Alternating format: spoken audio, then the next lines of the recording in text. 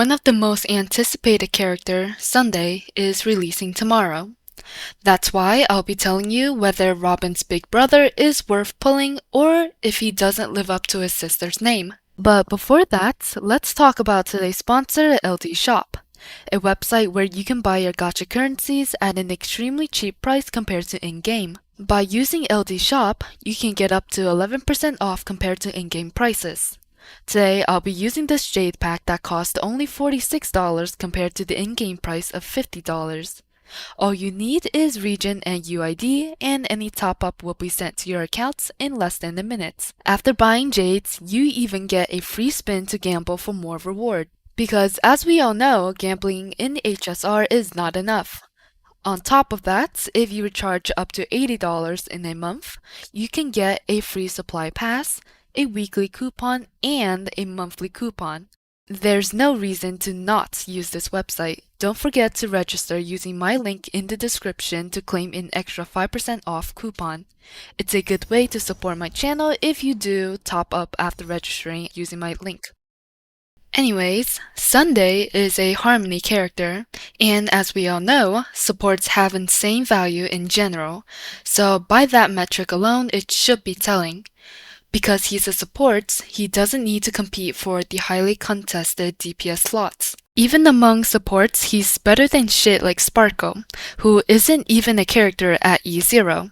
His kit is basically a combination of Tingyun and Bronia's, alongside being SP neutral and having a buff that lasts for 2 turns instead of 1. His only flaw is that he doesn't buff as much as Bronia outside of summon comps, but the other factors makes that 30% buff gap irrelevant anyways. The only part of Bronia's kit he can't replicate is her E2, which allows for -1 Bronia strategy with attack boots, but other than that, whatever she can do, Sunday can do better. I usually discuss a character's performance in all 3 modes, but for Sunday, he works in so many different comps that he'll be OP no matter which mode you play him in. He's an upgrade in Acheron comps over Sparkle by battering Nihilities. He's an upgrade in Zealot comps by having more uptime than Sparkle. He's even an upgrade in Yunli comp over Sparkle because of the energy regen. All of this without mentioning his synergy with summon comps since summons are underdeveloped at the moment. The only summon DPS, which is Jingyuan, is weak as shit. So Sunday's full power can't be showcased because there's no good summon DPS. It is basically confirmed that 3.x will be focused on summons. So besides already being OP right now, his future potential is even greater. He's basically flawless in summon comps as his skill buff isn't nerfed anymore. So imagine all the stuff I mentioned before, amped twofold. At this point, it just feels like I'm glazing him nonstop, but he's actually the Robin of summons. Whether it be 0 cycles in MOC, max points clear in PF, or even 0 AV clears in AS, Sunday will be a part of all of that going forward.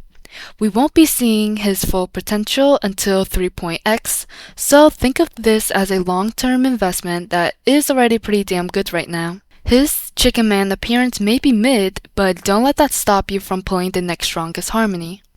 Honestly, I kinda hate the fact that there's nothing to shit on him for, because it's hard to make a long video on a character when the character itself have no obvious flaws, while performing well in most team comps too. I'll probably discuss other stuff instead, so this video doesn't end up being 4 minutes long. For Sunday's E1 against his S1, I'll always pick E1. 16% Death Shred is a respectable damage increase, and when it comes to summon comps, he basically have double the buff from May's E1. Sunday's S1, on the other hand, is honestly mid.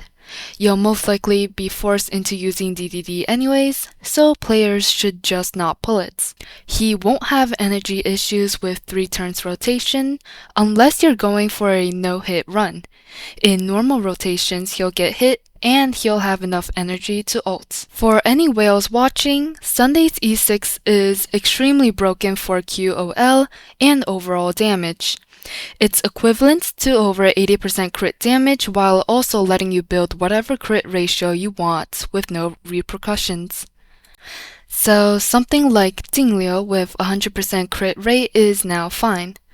That's why if you're rich, you should definitely go for the E6.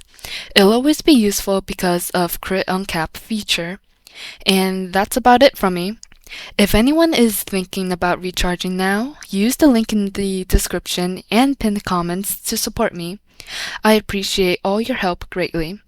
Good luck pulling, and I'll see you in the next one.